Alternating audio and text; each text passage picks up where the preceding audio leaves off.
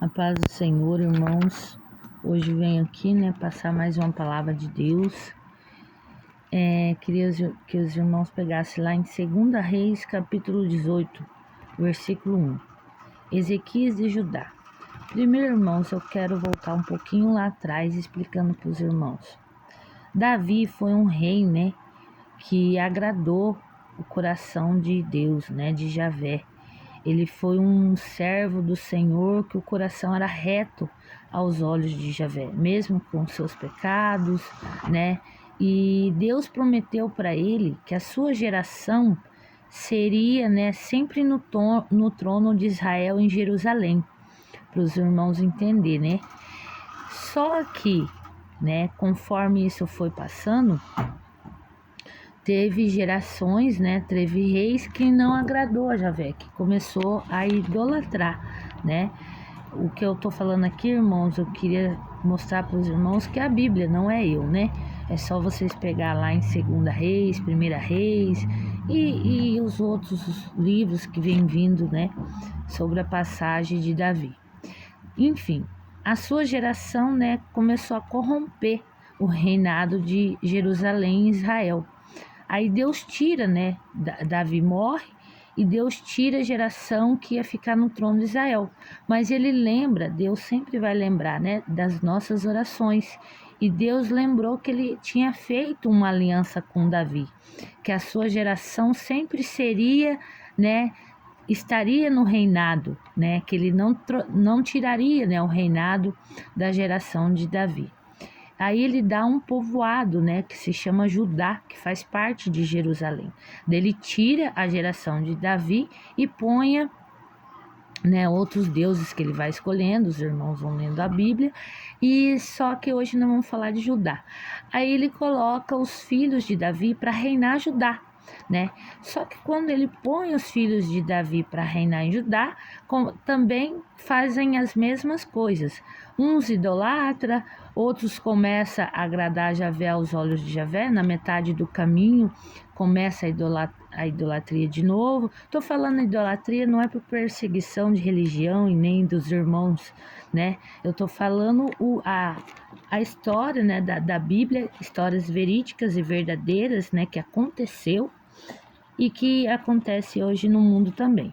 Enfim, aí eles começam de novo a pecar contra Javé, Começa um reinado ali, outro vai, outro vem, os irmãos lendo lá em 1 Reis, 2 Reis, ou os livros anteriores.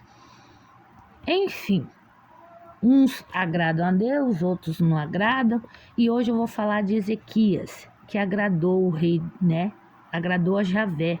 Ele reinou em Judá entre o ano 716, de 687 a 716. No versículo 3, Ezequias fez o que é correto aos olhos de Javé. Capítulo 18, daí nós vamos para o versículo 3. De Javé, segundo em tudo a maneira de agir do seu pai Davi. No versículo 4, fala, acabou com os lugares altos, quebrou as colunas sagradas e derrubou a Acera. A Acera é uma deusa, naquela época. Despedaçou também a serpente de bronze, que Moisés havia feito, porque os filhos de Israel ainda queimavam incenso a ela. Porque quando o cajado de Moisés se tornou a serpente, Moisés pegou, e mandou fazer uma estátua sobre aquilo, mas para lembrar, do que Deus tinha feito. Só que o povo foi lá e começou a idolatrar, porque é que nem um bezerro, que eles começam a idolatrar. E Ezequias mandou queimar até essa serpente, falou, não, aqui não vai ficar idolatria nenhuma, Aqui nós vamos queimar tudo, nós vamos tirar todos os altares de Baal, nós não vamos deixar. E isso agradou aos olhos de Javé, E no versículo 5 fala, sobre isso. Daí no versículo 5 fala assim, Ezequias pôs sua confiança em Javé, Deus de Israel, Então, a gente, na vida da gente, a gente tem que sempre pôr a confiança em Javé. Não havia rei, não houve rei que foi comparado a ele. Então, esse filho de Davi foi igual ao pai, né? Que o coração foi sincero e reto aos olhos de Javé. Né, que ele não se corrompeu com a idolatria, né, e não se corrompeu também com o governo da Síria, que na época era idólatras, na época eram contra as leis, né, de Javé.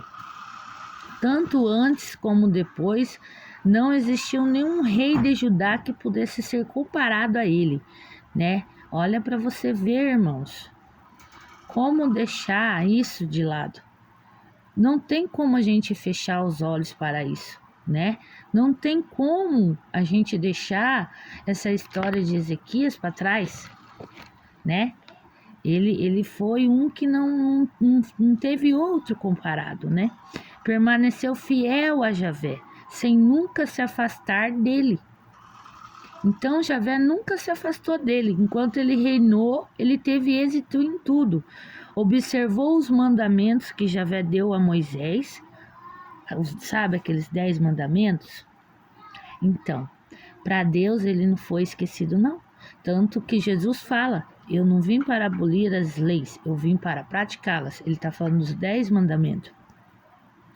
Porque os sacrifícios de antigamente, ele rasgou o véu, porque ele agora foi o cordeiro. Por isso que fala, tem leis que foram abolidas. Mas não é que foram abolidos, porque o cordeiro que os profetas falavam no Velho Testamento, aconteceram as profecias, né? Então, daí da vinda de Jesus para lá, né, acontece o que Jesus prometeu que ia acontecer no Velho Testamento. Ele foi o cordeiro, ele foi crucificado, ele ressuscitou, ele está vivo, agora nós estamos esperando a promessa dele vir nos buscar. Glória a Deus por isso. Só que os 10 mandamentos de Deus não foram retirados da lei, não foram retirados da nossa vida, não foram abolidos de nós, né?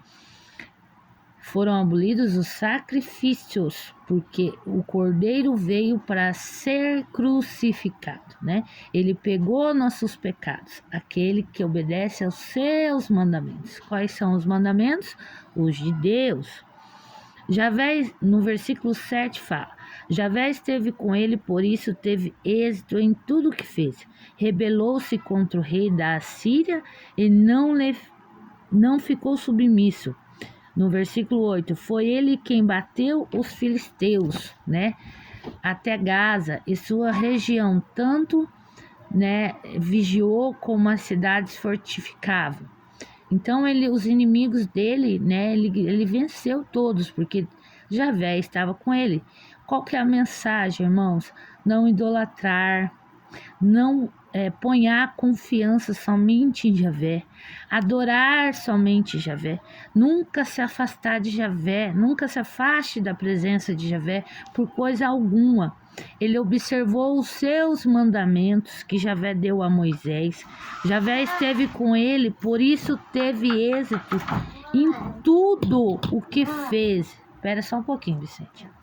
Em tudo o que fez, e ganhou as batalhas e guerras. E sua vitória foi certa com Javé, foi certeira, e sua vida com Javé foi até o final, ele conseguiu vencer as batalhas. Então, irmãos, procurem vencer as batalhas, procurem nunca sair da presença de Javé. E aquele que não está na presença de Javé, eu convido você hoje a aceitar Jesus. Você aceita Jesus como único e verdadeiro Salvador da sua vida, como único Rei e Salvador da sua vida? Amém? Se você aceitou, glória a Deus por isso. Vá procurar. Se você aceitou agora nesse momento, procura a intimidade com Deus, fecha a porta do teu quarto, vai orar e fala: Deus, eu quero o Senhor verdadeiro como único Rei e Salvador da minha vida. Amém, irmão? E vá atrás da tua salvação, irmão, porque a salvação é individual. ela não depende nem de mim, nem de você, somente de Javé e de você, de Jesus e você. Então, peça para Deus te mostrar a verdade e Ele lhe mostrará, porque o que eu estou lendo aqui não é eu inventando história da carrocinha, mas é Jesus, é Deus deixou para você não ser enganado aqui no futuro, para você não ser enganado. Não se engane, irmãos. Javé é o único Deus e Salvador da tua vida e da minha. Na graça do nosso Senhor Jesus Cristo, estou aqui com meu companheirinho, as minhas crianças, e que Jesus esteja com vocês também. Amém? Um forte abraço a todos. Fiquem na paz.